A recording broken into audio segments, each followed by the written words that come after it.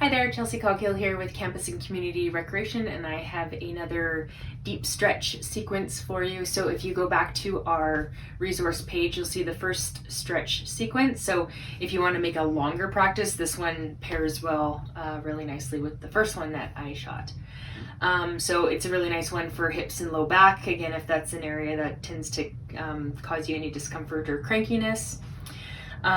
This one is set up to hold the poses for 1 to 2 minutes, but of course if you don't have that amount of time, a little bit is better than nothing at all. So if you want to set a timer for 1 or 2 minutes per posture, that's good, or even 30 seconds to 45 is also really good at the same time.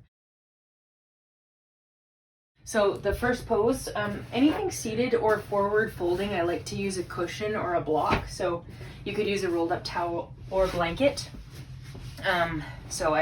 It always encourages that anterior tilt of the pelvis so that your spine is long and it can release through the hips. So this one's just a butterfly pose, or baddha konasana if we're going with the Sanskrit terms. This one can be active or passive. So if you want to make it a little bit more active, you can bring the heels a little bit closer to the pelvis and use a bit of arm strength, keeping the spine nice and straight. Lots of length through the torso and just hinging forward right at the hip crease. You can also just hang out here and round your spine. Just drop your chin to your chest and just breathe here like this. So you'll find you'll get a nice deep release as time goes on and your body just allows to sink down with gravity. So that would be the first posture. Next would be extending one leg, so janu sirsasana, and just bringing the inside of the foot to the inside of the thigh. And feel free to move through these positions, so you don't have to hold it any way. So you can turn your torso so that the midline of your torso is over the midline of your leg, and you can hinge with a nice flat spine. You can reach towards your toes. You don't have to touch your toes, it's not important. You can twist one way and get a nice deep side stretch. You can actively press that knee down towards the floor.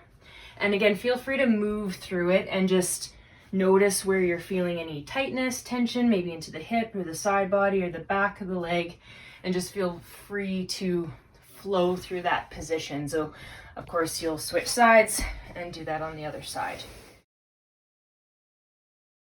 The next would be a kneeling chest stretch. So you can start sitting back onto your heels, and you're just going to reach back. I like to externally rotate my hands and just open up through the chest and shoulders. You want to ensure that you're dropping your front ribs down so you're not flaring through the rib cage. Again, if your knees are cranky in that deep kneeling position, feel free to take a cushion, and that will take a little bit of pressure off the knees, and then you can just extend back this way.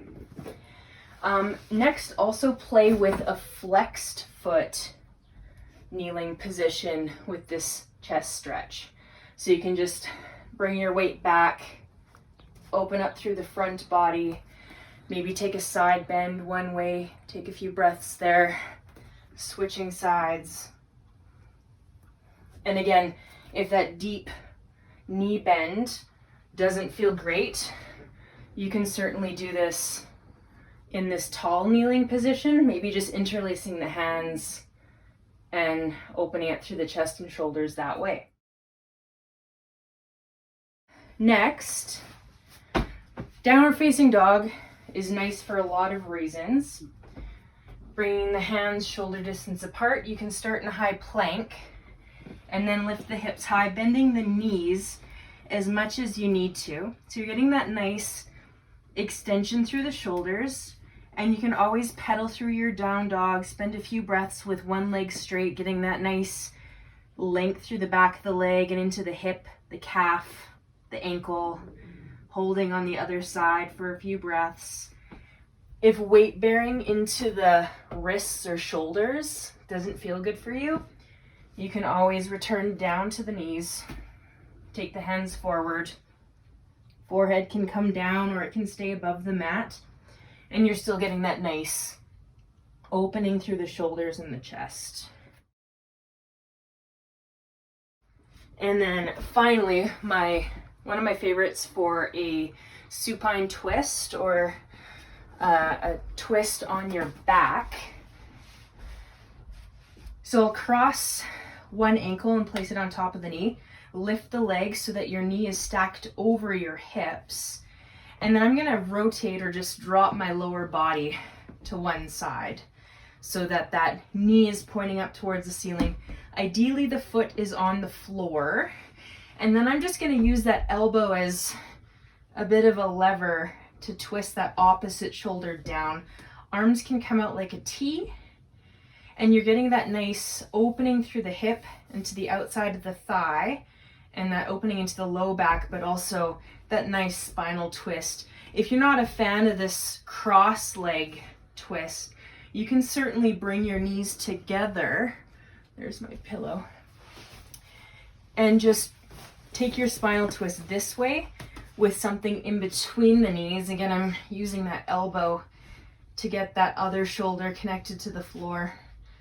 And just breathing into the length of your spine. You can gaze up towards the ceiling, or you can look away from your knees. You can look the same direction of your knees. So just find a position that feels really good so you get that nice spinal twist. So those are 5 new postures you can use as part of your deep stretch practice. Feel free to leave a comment under the video and let us know how you like it, if you're experiencing any problems, or if you're enjoying it. So thank you so much for watching and adding this to your practice.